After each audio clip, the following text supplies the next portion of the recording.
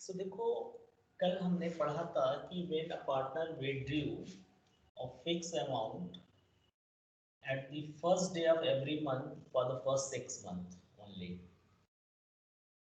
तो हम लोगों ने सॉल्व किया था। आज हम पढ़ेंगे कि जब एक पार्टनर फर्स्ट हाफ बिगनिंग में हर मंथ के विड्रॉ कर रहा है और नेक्स्ट हाफ एंड में विड्रॉ कर रहा है, सो हम कैसे कैलकुलेट करेंगे। ठीक है, तो ये क्वेश्चन बुक में नहीं है आप लोगों के, यदि क्वेश्चन बन सकता है जैसा था तो आप लोगों को पता होना चाहिए। क्वेश्चन है, आप नोट कर लो। Mister A has withdrawn rupees 2000 at the beginning of each month for the first 6 months and rupees 5000 at the end of each month for the next 6 months. Rate of interest on drawing। देखो, जो दिया है वो मान लो 10% हमने लिख लिया पर इनम। ठीक है, कैलकुलेट इंटरेस्ट ऑन ड्राइंग। एक चीज देखो, मैंने यहाँ पर 2000 लिखा और यहाँ पर 5000। इसके पीछे मेरा पर्पस है, मैं यहाँ भी 2000 लिख सकता हूँ, लेकिन कितने लोग उसमें भी कंफ्यूज हो जाते हैं, इसीलिए मैंने कंफ्यूजन को दूर करने के लिए अमाउंट भी अलग कर दिया है। मतलब पैटर्न तो अलग है कि बिगिनिंग में निकाल रहा है हर महीने और यहाँ एंड में विड्रॉ कर रहा है। सो 2000 ही कर सकते हैं हम, 2000 eight the end of each month, ये भी लिख सकते हैं, लेकिन अमाउंट अलग अलग किया ताकि आप लोग एक बार समझ लो, फिर अमाउंट बाद में इक्वल भी होगा तो भी आप कर लोगे। ठीक है, सो कैसे करेंगे। सो देखो, इसको सॉल्व करने के लिए चूंकि 2 पैटर्न है, सो 2 पैटर्न हमें लगाना पड़ेगा।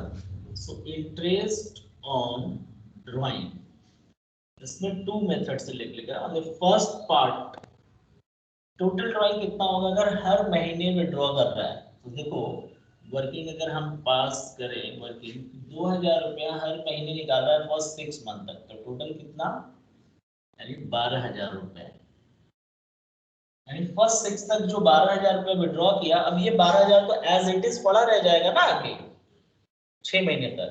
तो कल क्या बताया था हमने कि फर्स्ट 6 का क्या था, n प्लस बिगनिंग है तो 2, यानी कि 6 प्लस 1/2, तो कर देंगे तो 3.5 मंथ आएगा, है ना। लेकिन 3.5 सिर्फ फर्स्ट हाफ का निकला, बाकी का 6 मंथ तो डायरेक्टली हम ऐड कर देंगे। सो कितना हो जाएगा 9.5 मंथ्स। रेट कितना है 10% इंटू 9.5/12।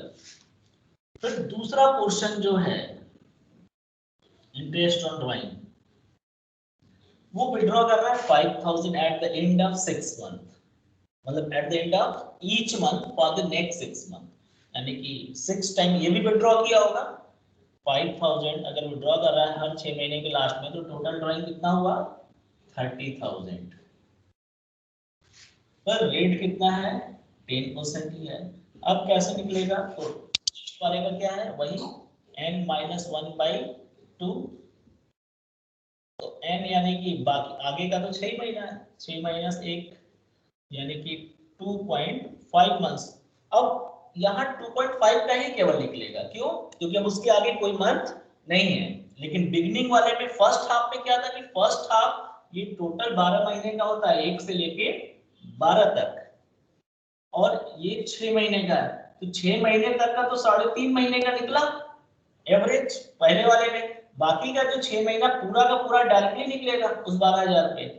लेकिन दूसरा वाला जो मेथड है उसमें तो हम लास्ट से स्टार्ट ही कर रहे हैं, सिर्फ लास्ट 6 महीने का ही करना है, फर्स्ट 6 महीने का तो करना नहीं है, ठीक है। सो हमारा यहाँ 2.5 महीना आएगा सिर्फ 2.5/12, राइट।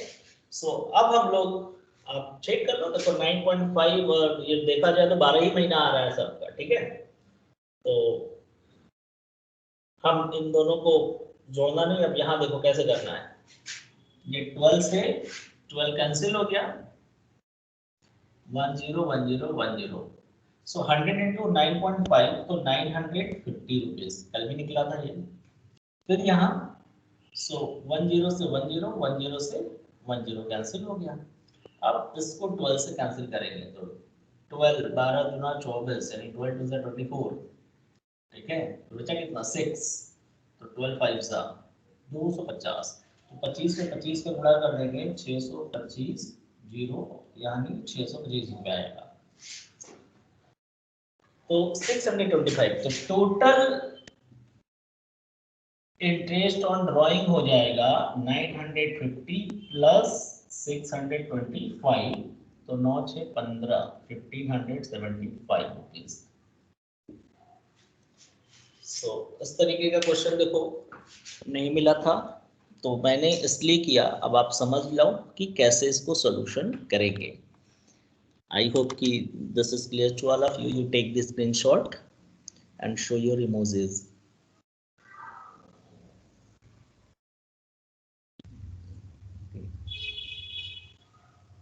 तो गुड। सो महिमा, तनिष्का, तनिष्का का इमोजी नहीं दिखा हमने। Yes sir. महिमा समझ में आया ये सॉल्यूशन? यस हाँ क्लियर। हाँ, इसमें 2 बार कैलकुलेट करेंगे, फर्स्ट हाफ का अलग और प्लस उधर करके 9 मंथ का, और दूसरा वाला जो पैटर्न है उसका अलग, फिर दोनों को ऐड करेंगे क्योंकि सेम पार्टनर विड्रॉ कर रहा है तो उस पार्टनर का टोटल करना है। तो इतना, अगर 2 अलग अलग पार्टनर किए होते तो अलग अलग अमाउंट आ जाता, ठीक है। तो देखो आराम से ये 6 प्लस क्यों किए वो समझ में आ गया होगा आप लोगों को, ठीक है। सो ये एक पैटर्न। अब एक है प्रोडक्ट मेथड। जब इंटरेस्ट ऑन ड्राइंग कहता है कैलकुलेट करने को, बट वहां पर इक्वल टाइम इंटरवल नहीं होता। अभी इसमें क्या था कि इक्वल टाइम इंटरवल था, या तो बिगनिंग था या तो एंड था, बट ऐसा क्वेश्चन भी होगा बुक में जबकि कभी भी कोई भी पैसा विड्रॉ कर लिया है ना, तो उसको हम लोग प्रोडक्ट मेथड से सॉल्व करते हैं। तो उसको भी बता देते हैं, पढ़ा होगा आप लोगों ने।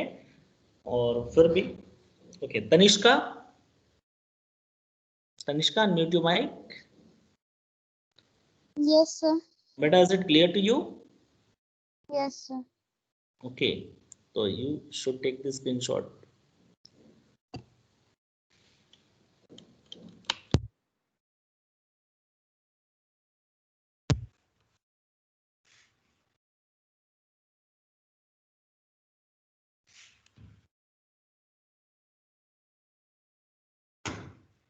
अब आप लोगों को हम बताएंगे interest on drawing by product method, ठीक है। प्रोडक्ट मेथड में होता क्या है कि व्हेन, इसका फॉर्मूला है इंटरेस्ट ऑन ड्राइंग को कैलकुलेट करने का प्रोडक्ट मेथड में कि total of product into R/100 into 1/12 और 1/365। अगर ड्राइंग हम मंथली कर रहे हैं, चाहे पहले बाद में कभी भी, तो 1/12 अगर डेज में कर रहे हैं, लाइक 10 जनवरी 17 फरवरी कुछ ऐसे कर रहे हैं, तो उसमें 1365 होता है। तो होता क्या है, ये मेथड कब अप्लाई किया जाता है कि व्हेन अ पार्टनर withdrew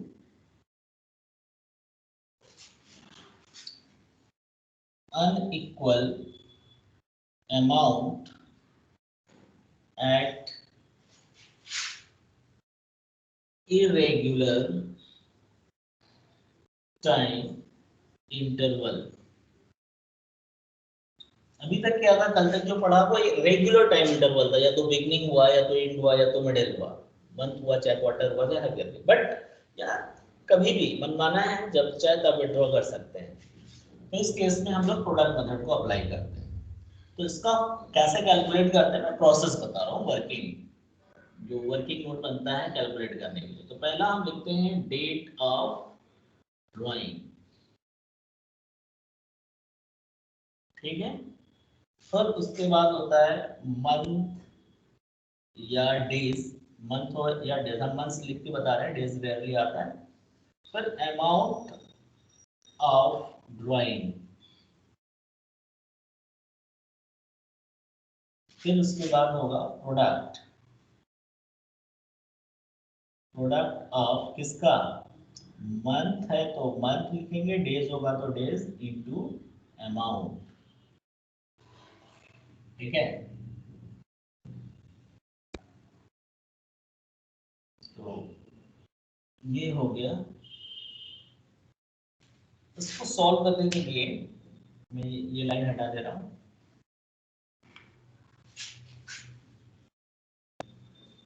हम ऊपर क्लोजिंग डेट लिखते हैं, यहाँ पर क्लोजिंग डेट इज, जैसे 31 मार्च है, अगर अब 20 जो भी है, मान लो 2020, ठीक है, हमने ले लिया। अब डेट ऑफ ड्राइंग, मान लो कि पहला ड्राइंग हमने किया 1 अप्रैल, ठीक है, 2019 को। फिर हमने 31 जुलाई को किया 2019 में। फिर 1 अगस्त 2019 में, 31 दिसंबर 2019, फिर मान लो 1 फेब, कभी भी कर सकते हैं लगातार, लास्ट या मतलब मंथ के बिगनिंग या लास्ट, कभी भी, कोई जरूरी नहीं है। 2020, 31 मार्च 2020, कितनी बार ड्राइंग किया, 1 2 3 4 5 6 बार, और सबका अलग अलग है और अमाउंट भी अलग। मान लो पहली बार किया था 10,000, जुलाई में किया 15,000, यहाँ किया 20,000, यहाँ फिर किया 10,000, यहाँ किया 20,000, यहाँ किया 50,000, 3 3 6, यहाँ 3 3 6 हो गया, ठीक है। तो 6 बार विड्रॉ कर लिया। अब क्या करना है, तो देख रहे हैं सब मंथ में है, या तो बिगिनिंग या तो लास्ट, तो हम यहाँ मंथ ही कैलकुलेट करेंगे। अगर डेज होता 12 15 17 तो यहाँ पर डेज लेते हैं, ठीक है। तो 1 अप्रैल से 31 मार्च तक काउंट करो कितने मंथ हो रहा है, अप्रैल स्टार्टिंग है, सो पूरे पूरे 12 मंथ्स हो रहे हैं, है ना। 31 जुलाई से कैलकुलेट करो, तो जुलाई तो 31 खत्म हो गया जुलाई, तो अब अगस्त से स्टार्ट करेंगे। तो अगस्त सितंबर अक्टूबर नवंबर दिसंबर जनवरी फरवरी मार्च, 8 मंथ आ रहा है। फिर 1 अगस्त से, 1 अगस्त तो बिगनिंग ही है, तो अगस्त से कैलकुलेट करेंगे तो भी 8 महीना ही आएगा। फिर 31 दिसंबर, यानी दिसंबर खत्म हो चुके हैं, तो क्या आंसर आ गया, जनवरी फरवरी मार्च, सो 3 मंथ्स। फर्स्ट पे तो फर्स्ट स्टार्टिंग है, तो फरवरी भी लेंगे और मार्च भी लेंगे। और यहाँ पर 31 मार्च है, 31 मार्च से 31 मार्च तो 0 मंथ आएगा, ठीक है। अब प्रोडक्ट कर लेते हैं। सो 1,20,000, 15 और 8 जाओ, 1,20,000, फिर 8 और 20, 1,60,000, 10 और 3,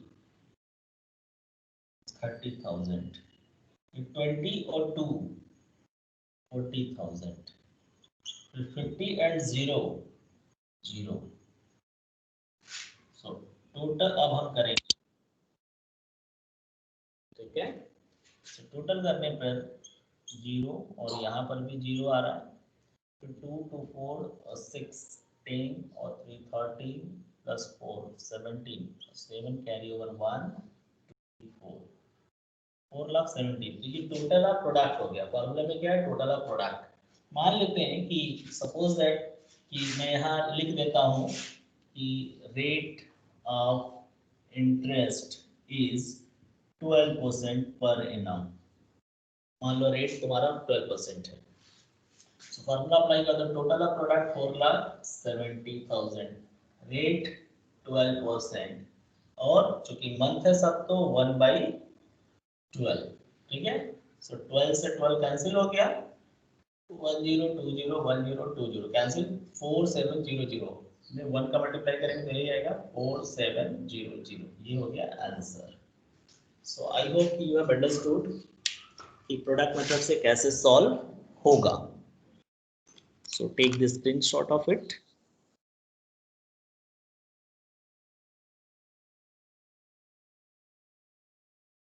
Okay. हो गया?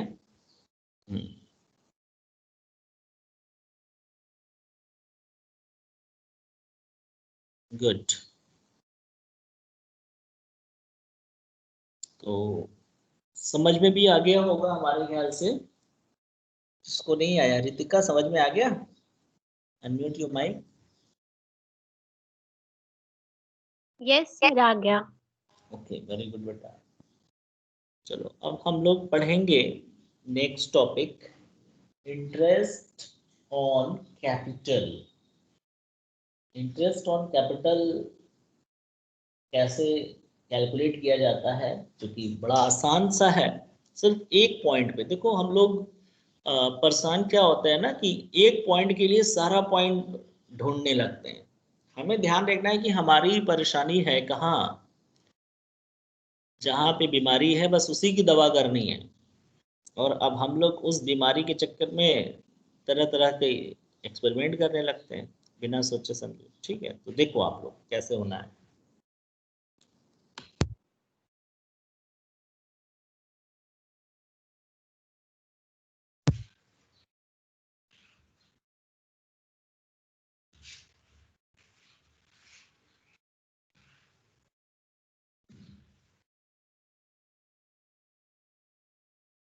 ठीक है, तो interest on capital.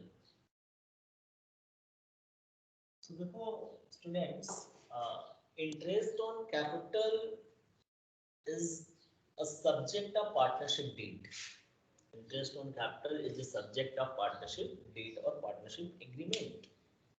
You know, if there is no agreement regarding interest on capital in the partnership deed, so no interest on capital should be given.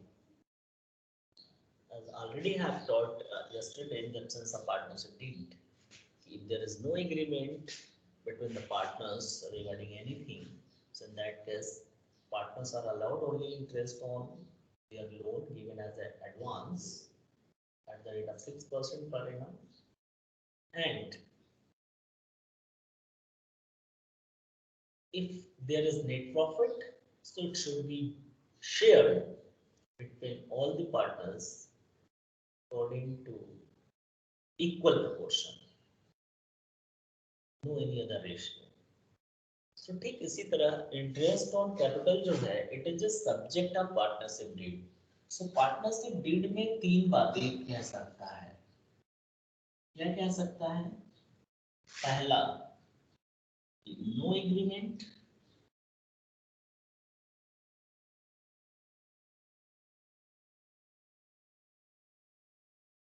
और deed is silent as to interest on capital। No agreement का partnership deed में कोई agreement ही नहीं है interest on capital के लिए।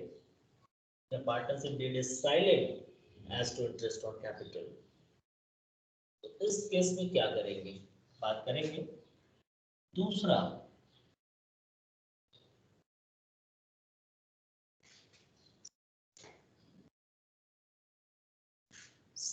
No any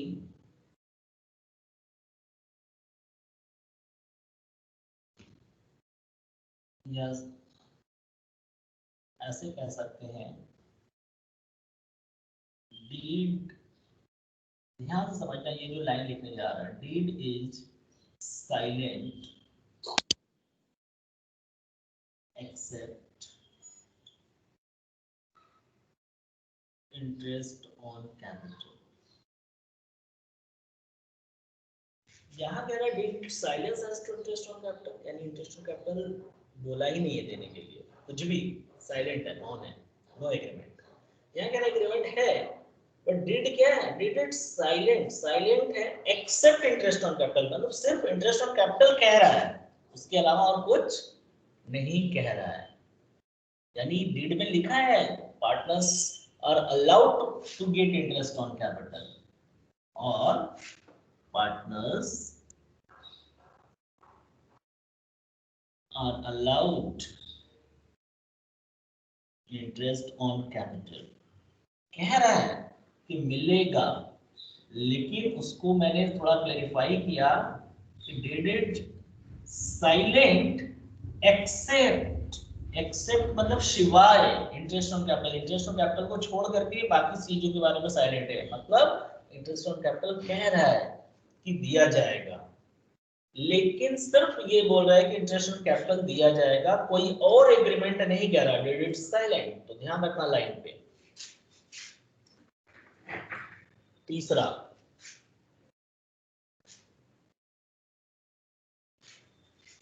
यह कह रहा है interest on capital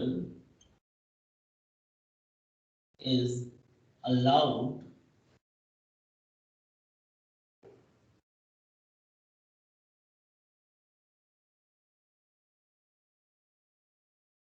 even if that firm involved in loss. It means interest on capital is to be given irrespective of profit. So देखो, interest on capital is subject to partnership agreement. इसके अनुसार agreement में जैसा लिखा होगा वैसा करेंगे।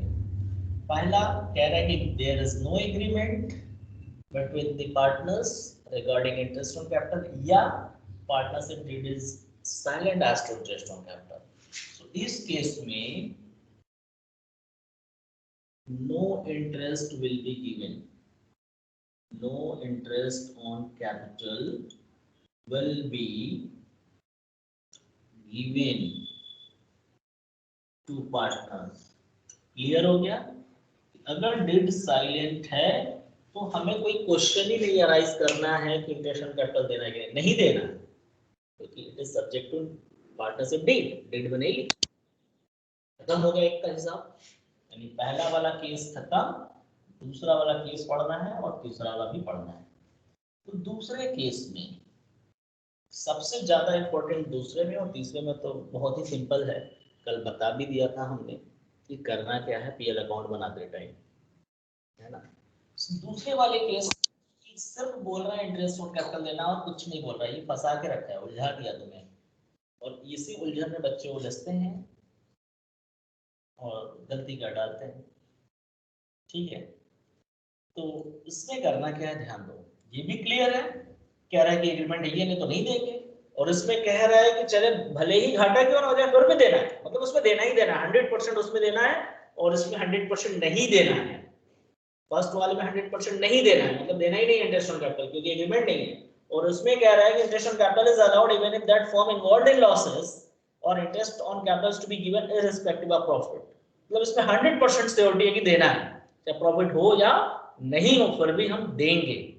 लेकिन इसमें कह रहा है कि interest on capital is allowed, देना है, but deed is silent except interest on capital. मतलब कि इसमें ये नहीं बता रहा है, जैसे इसमें तो कह दिया कि प्रॉफिट नहीं होगा तो भी देना है, बट इसमें कुछ नहीं बता रहा है कि प्रॉफिट होने पर देना है, प्रॉफिट नहीं होने पर देना है, क्या करना है, खाली बोल रहा है बस इंटरेस्ट ऑन कैपिटल देना है।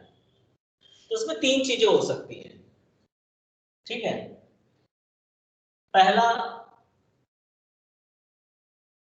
दूसरा, तीसरा क्या है वो हम बताएंगे, अच्छे से समझना। पहला, if there is no profit, if there is no profit, अगर मान लो सर प्रॉफिट नहीं हुआ और loss incurred during the year,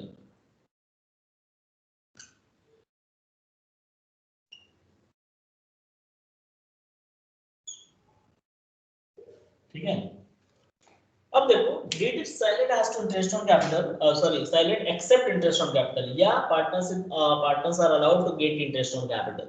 so इस केस में पहला मैंने कॉन्सेप्ट बताया कि मान लो कि उस पर प्रॉफिट नहीं, खाली बोल रहा इंटरेस्ट ऑन कैपिटल देना है, लेकिन अब प्रॉफिट नहीं हुआ तो अब क्या करें, इसके बारे में कुछ नहीं कह रहा है, प्रॉफिट ना होने पे क्या करना है। या मान लो सर घाटा हो गया, तो यहाँ ये भी नहीं बोल रहा है, तो ये फंसा दिया। तो फंसाने पर हम आपको एक कॉन्सेप्ट जो बता रहे हैं, assumptions, आप उसको दिमाग में रखोगे। सो अगर केवल इतना बोला है कि पार्टनर्स को इंटरेस्ट ऑन कैपिटल देना है और बाकी चीजों के बारे में मौन है, साइलेंट है, सो अगर प्रॉफिट नहीं है तो नहीं देंगे। तो क्या करेंगे, then no interest on capital be given, पहला case. If there is no profit, कहा गया है लेकिन प्रॉफिट नहीं है तो नहीं देंगे। यानी कि मैंने बोला कि ये सब्जेक्ट का मैटर है, तो डीड में लिखा है कि देना है, सिर्फ इतना ही लिखा है कि देना है, तो इतना लिखा है देना है, तो इसका मतलब प्रॉफिट होने पर देंगे, प्रॉफिट नहीं होने पर नहीं देंगे। क्योंकि कहां से देंगे, इंटरेस्ट सब्जेक्ट। अब एप्रोप्रिएशन ऑफ प्रॉफिट, और एप्रोप्रिएशन तभी बनाते हैं जब नेट प्रॉफिट होता है। नेट प्रॉफिट नहीं है तो हम इसको न तो बनाएंगे ना तो देंगे। सो अगर लॉस हो गया या प्रॉफिट नहीं है तो नहीं देंगे। दूसरा, if there is adequate profit, adequate और sufficient, adequate means sufficient, adequate profit, then full interest on capital be given। So देखो, दो चीजें मैंने बताई, अगर बोल रहा है कि इंटरेस्ट ऑन कैपिटल देना है और उस साल लॉस हो गया या प्रॉफिट नहीं हुआ तो नहीं देंगे। प्रॉफिट हो रहा है, हो रहा है मतलब एडिक्वेट प्रॉफिट हो रहा है, तो पूरा पूरा इंटरेस्ट जितना उनका बनता है वो पूरा हम पे करेंगे, इंटरेस्ट ऑन कैपिटल, ठीक है। अब तीसरा, इसमें एक चीज और आता है, तीसरा जो है हम इधर बता दे रहे हैं, ये सी, इस साइड। तो सी में क्या है कि मान लो प्रॉफिट हुआ लेकिन एडिक्वेट प्रॉफिट नहीं है। एडिक्वेट नहीं मतलब इनसफिशिएंट है। फॉर एग्जांपल इंटरेस्ट पे करना है 20,000 और प्रॉफिट है 10,000, प्रॉफिट तो नहीं है, एडिक्वेट। सो क्या करेंगे, so if profit is inadequate, then whole profit be given in their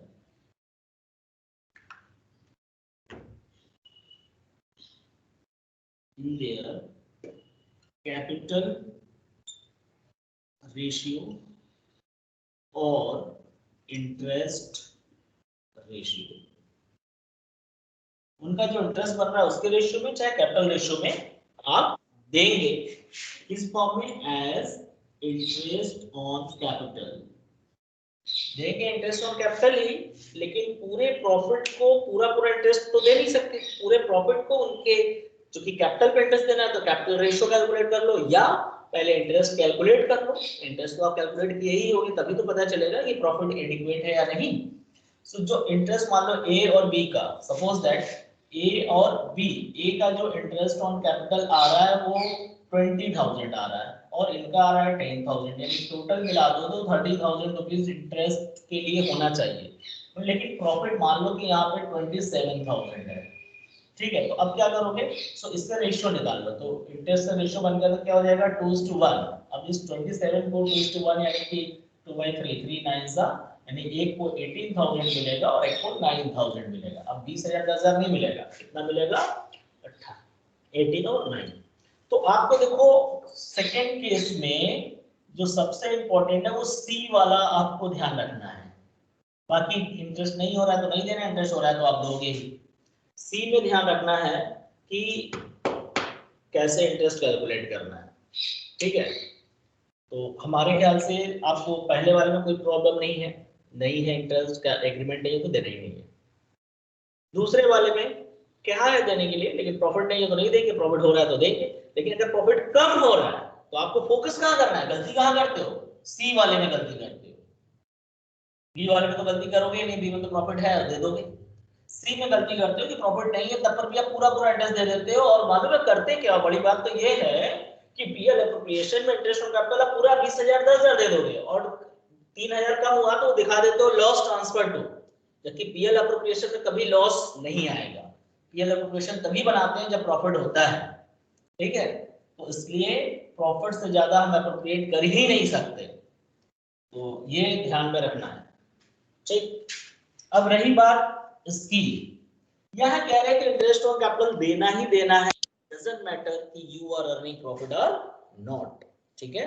तो इस केस में 100% हम इंटरेस्ट ऑन कैपिटल देंगे चाहे लॉस ही क्यों होगा। लेकिन कल मैंने बताया था कोई भी चीज जब कंपल्सन आ जाती है यानी कंपल्सरी होता है तो हम लोग क्या करते हैं उसको पीएल अकाउंट में नहीं दिखाते फिर पीएल अप्रोप्रिएशन में, क्योंकि उसके साथ तो साफ साफ लिखा है कि घाटा होगा तो भी देना है, और लॉस होने पर जब भी कभी कोई चीज पे करना होता है तो हम पीएल अकाउंट में ही दिखाते हैं, पीएल अप्रोप्रिएशन में कभी भी नहीं दिखाएंगे। तो हम लोग लॉस होने पर भी प्रॉफिट एंड लॉस अकाउंट में ही दिखाएंगे इसको। कहाँ कौन से अकाउंट में दिखाएंगे interest on capital, PL account में। ये ध्यान रखना, double tick two interest on, भले ही प्रॉफिट क्यों ना हो, प्रॉफिट हो रहा है तो भी हम पीएल अकाउंट में ही इंटरेस्ट ऑन कैपिटल देंगे, प्रॉफिट नहीं होगा तो भी पीएल अकाउंट में ही इंटरेस्ट ऑन कैपिटल देंगे जब ऐसा स्टेटमेंट दिया है कि interest on capital is to be given even if on that form involves in loss और इररिस्पेक्टिव ऑफ प्रॉफिट। या ऐसा लिख सकता है interest on capital will be treated as a charge, कोई भी एक्सपेंसेस एज ए चार्ज अगर होता है अगेंस्ट प्रॉफिट सो वो हमेशा पीएल अकाउंट में दिखाते हैं। सो इंटरेस्ट ऑन कैपिटल दिखाएंगे, मान लो ए और बी है सो उसको ऐड करके यहाँ दिखाएंगे। अब उसके बाद बचा हुआ प्रॉफिट है, इंटरेस्ट ऑन कैपिटल देने के बाद भी प्रॉफिट बच गया तब एप्रोप्रिएशन बनाएंगे, और नहीं बचा कम पड़ गया तो वहीं लॉस बांटकर खत्म कर देंगे। याद रखोगे कि इस केस में हम हमेशा interest on capital PL account में दिखाते हैं जब ऐसा स्टेटमेंट आता है। तो you should take this screenshot and ask your queries, show your emojis.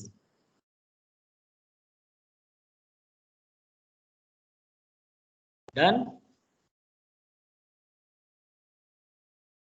सभी लोग स्क्रीनशॉट ले लो इसका।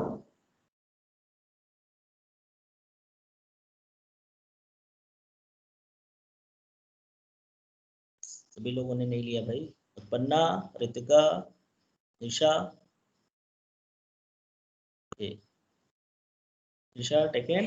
स्क्रीन क्लियर नहीं आ रहा है। स्क्रीन क्लियर नहीं आ रहा है, कैसा आ रहा है बेटा, सबके यहाँ ऐसा है।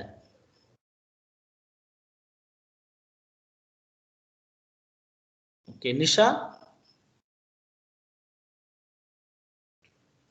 निशा पाल। Yes sir. हाँ निशा, स्क्रीन दिख रहा है प्रॉपर?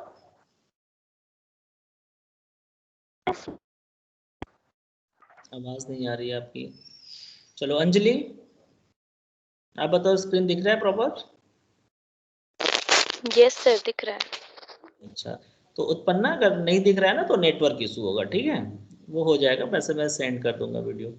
सो समझ में आ गया अंजलि ये तीनों चीज? Yes sir. ओके मृत्युंजय,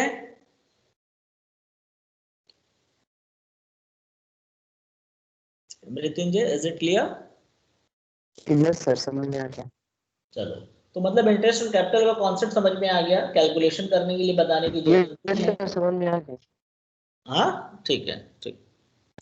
अब हम लोग एप्रोप्रिएशन वाला कॉन्सेप्ट पढ़ेंगे कि जब एप्रोप्रिएशन हमारा ज्यादा होता है और प्रॉफिट कम होता है, तो ऐसा क्वेश्चन भी आ सकता है।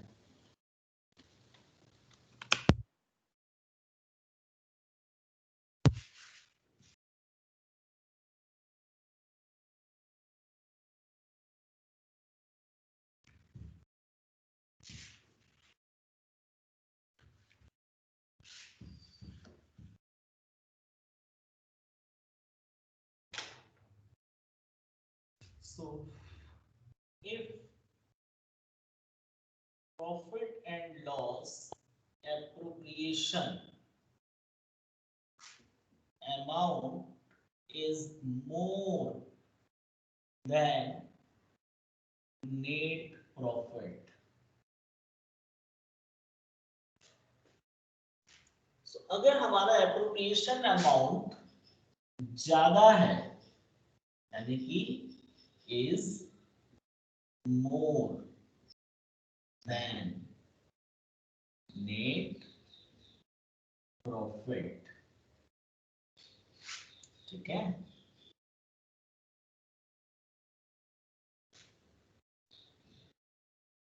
तो कैसे होता है? देखो दो चीजें हैं, जो इंटरेस्ट ऑन कैपिटल में सेकेंड में सी वाला, और ये ही दोनों अगर बीच में आ जाता है क्वेश्चन में तो हम लोग फंस जाते हैं, क्योंकि इसमें ज्यादा क्वेश्चन हम लोग प्रैक्टिस नहीं किए होते। तो आपको उन्हीं पर ध्यान रखना है जो चीजें हिडन है, छुपी हुई है, बाकी तो ओपन है, सब तो दिख ही रहा है कि कैसे क्या करना है ना। जैसे मान लेते हैं कि ए एंड बी, ये तो पार्टनर है, इनका प्रॉफिट शेयरिंग रेशियो है 3:2, ठीक है। इनका जो कैपिटल है वो 2 लाख एंड 1 लाख है, राइट। अब कहा जा रहा है कि इंटरेस्ट ऑन कैपिटल 10% पे करना है,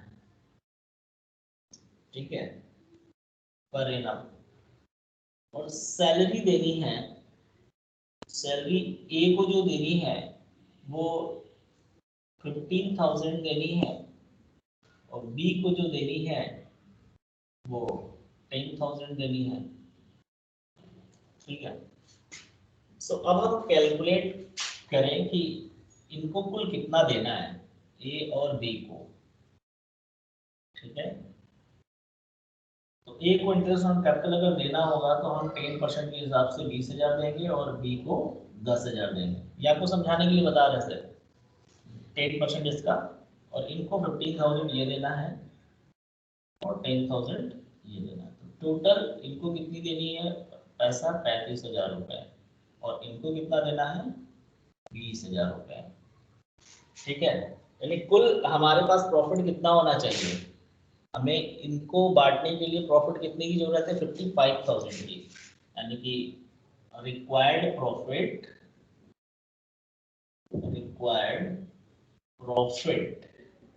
कितना होना चाहिए हमारा, 35,000 प्लस 20,000 इक्वल टू 55,000 रुपये होना चाहिए। अगर क्वेश्चन में 55,000 का नेट प्रॉफिट है या उससे ज्यादा है तो नो इशू, दे सकते हैं, लेकिन हम बता क्या रहे हैं कि जब हमारा एप्रोप्रिएशन का अमाउंट ज्यादा होता है, ये क्या है, एप्रोप्रिएशन है, ये 55,000 का एप्रोप्रिएशन का अमाउंट हो गया। अब देखना है कि प्रॉफिट है कितना, ठीक है। सो हम प्रॉफिट आपको देते हैं यहाँ 45,000, मान लो कि नेट प्रॉफिट जो है क्वेश्चन में दिया है 45,000, तो अब आप देख लो एप्रोप्रिएशन अमाउंट तुम्हारा 55,000 है और प्रॉफिट कितना है, 45,000 है, यानी अप्रोप्रिएशन ज्यादा है। अब बताओ देंगे कैसे।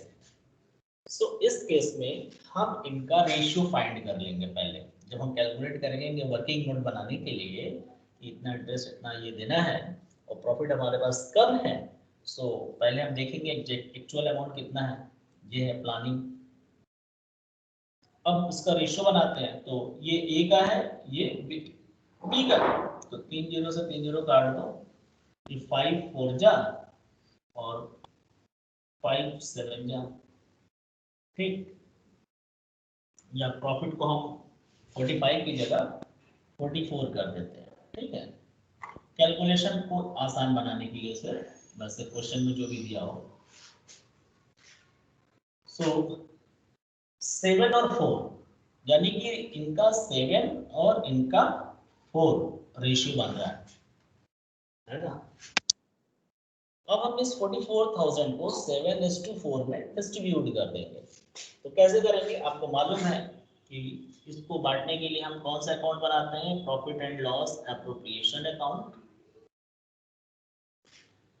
पार्टनरशिप डीड में जो भी partner as a partner payment करने के लिए लिखा है वो सब हम इसमें देते हैं। तो यहाँ लिखेंगे by profit and loss account 44,000 लिख दिए। अब इस 44,000 को ए और बी में बांटना है एज इंटरेस्ट ऑन कैपिटल और salary. So to interest on capital and salary हम कंबाइंड लिख दे रहे हैं, क्योंकि यहाँ पर अलग अलग तो दे नहीं पाएंगे। Interest on capital and salary किसको, ए को और बी को, क्योंकि ए को इंटरेस्ट इतना दे नहीं सकेंगे, सैलरी दे नहीं सकेंगे, तो हम दोनों को कंबाइंड, क्योंकि ये रेशियो जो है इंटरेस्ट ऑन कैपिटल सैलरी का कंबाइंड रेशियो है। So profit to be shared between A and B as interest on capital and salary जो देना है मिलाकर 7:4 में। 7:4 का मतलब अब 7/11, तो 11 4 जा 14, तो 7 4 जा 28,000 इनको देंगे और 7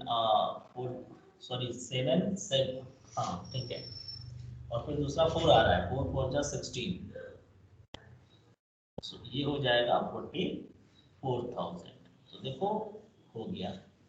तो आपसे क्वेश्चन देखो इसमें दो तरीके का बन सकता है। एक तो 3 मार्क्स का क्वेश्चन दे सकता है जैसा मैंने ये सॉल्व कराया, इसी क्वेश्चन को 1 मार्क्स भी दे सकता है। कैसे, 1 मार्क्स में आपको सॉल्यूशन नहीं देगा, बोल देगा कि प्रॉफिट इतना है, अब बताओ कि किस रेशियो में डिस्ट्रीब्यूट होगा। तो आपको ये रेशियो बताना है। तो रेशियो कैसे निकलेगा, पहले ए का एक्चुअल अमाउंट से टोटल कर लो, बी का टोटल कर लो, जो आ रहा है उससे रेशियो निकाल लो।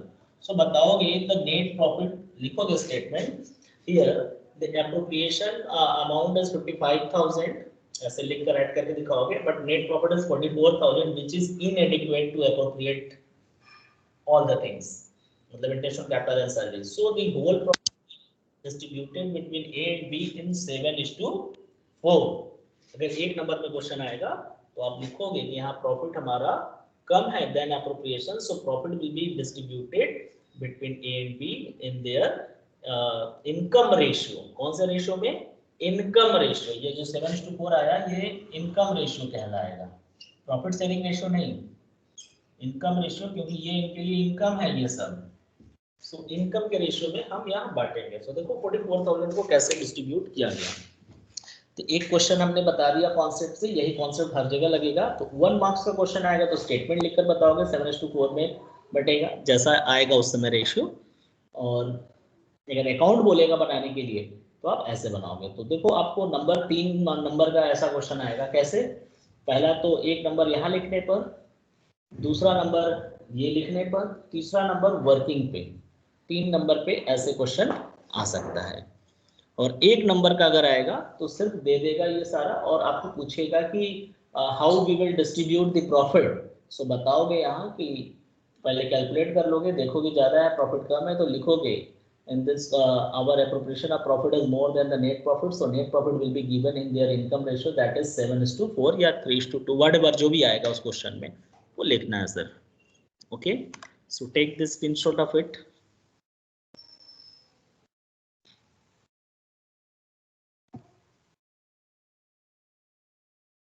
स्क्रीनशॉट ले लो आप लोग इसका।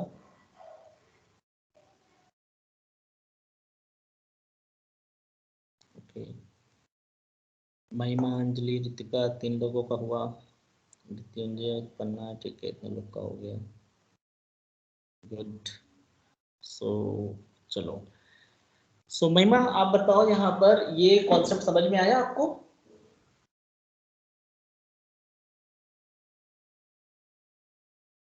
महिमा, unmute your mic and speak. कि ये जब एप्रोप्रिएशन वाला अमाउंट कम ज़्यादा होता है नेट प्रॉफिट से, यानी नेट प्रॉफिट कम होता है, तो कैसे डिस्ट्रीब्यूट करेंगे, ये समझ में आया?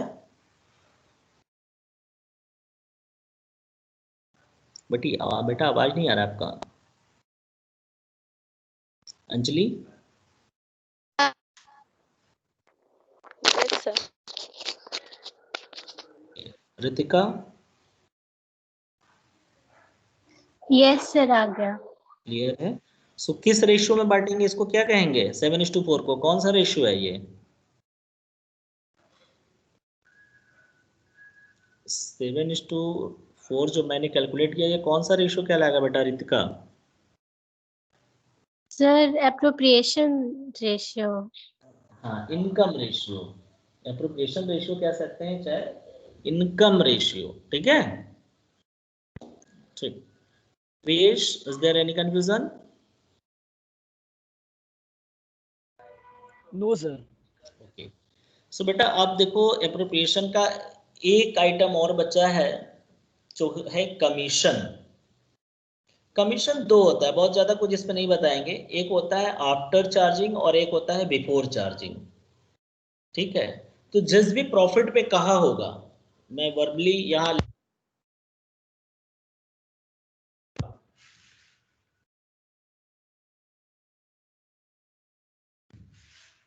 फॉर्मूला बस लिख लो,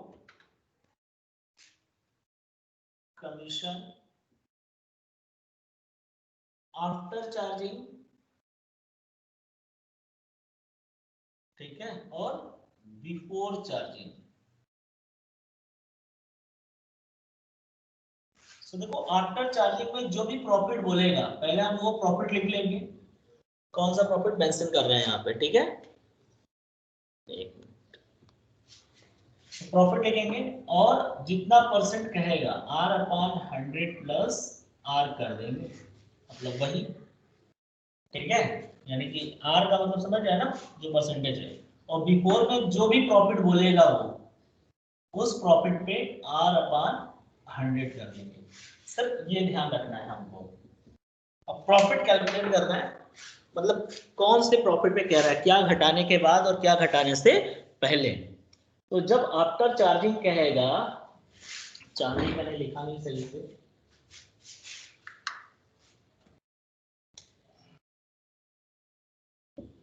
ठीक है? आफ्टर चार्जिंग का मतलब कि अगर मान लो कि एक नेट प्रॉफिट है, ध्यान समझो, यहाँ पर बता देते हैं, नेट प्रॉफिट है। अब कह रहा है कि नेट प्रॉफिट में से इंटरेस्ट और कैपिटल भी घटा दो, सैलरी भी घटा दो, और जिस पार्टनर को कमीशन देना उसका कमीशन भी घटा दो। तो उसका कमीशन तो पता नहीं है, तो उसका कमीशन आफ्टर चार्जिंग कह रहा है, और उसका कमीशन हम जब तक कैलकुलेट नहीं करेंगे घटा नहीं सकते। तो बिना कमीशन घटाए जितना आ रहा है, यानी कि अभी तक क्या हुआ, उसका कमीशन नहीं घटा है, after charging his commission, after charging his और हर कमीशन अगर कहता है, तो नेट प्रॉफिट में से जो जो चीज बोला है कमीशन छोड़ करके जो जो चीज है पहले सब घटा लो। घटाने के बाद जो आ रहा है R/100 प्लस R कर दो। तो अब जो कमीशन निकल कर आएगा वो उसका घटाने के बाद वाले अमाउंट पर आएगा, ठीक है? लेकिन अगर बिफोर चार्जिंग हिज कमीशन कहता है, तो बिफोर चार्जिंग हिज कमीशन का मतलब बोल रहा है कि इंटरेस्ट और कैपिटल घटा दो, सैलरी घटा दो, लेकिन उसका कमीशन घटाने से पहले। तो हम इंटरेस्ट और कैपिटल सैलरी घटा लिए, तो जो भी प्रॉफिट आ गया यहाँ पर, यानी कि नेट प्रॉफिट में से इंटरेस्ट और कैपिटल घटा दिया, सैलरी घटा दिया, ठीक है? और बोल रहा है कि before charging his commission, before charging तो है ही, अभी उसका कमीशन नहीं घटाया गया, तो R/100 कर देंगे, आ जाएगा। इसको नोट कर लो, बस इसमें इतना ही था। अब इसका प्रैक्टिस करना है, कैसे होगा वो हम बात करेंगे नेक्स्ट क्लास में। Okay students, you should take this screenshot of it.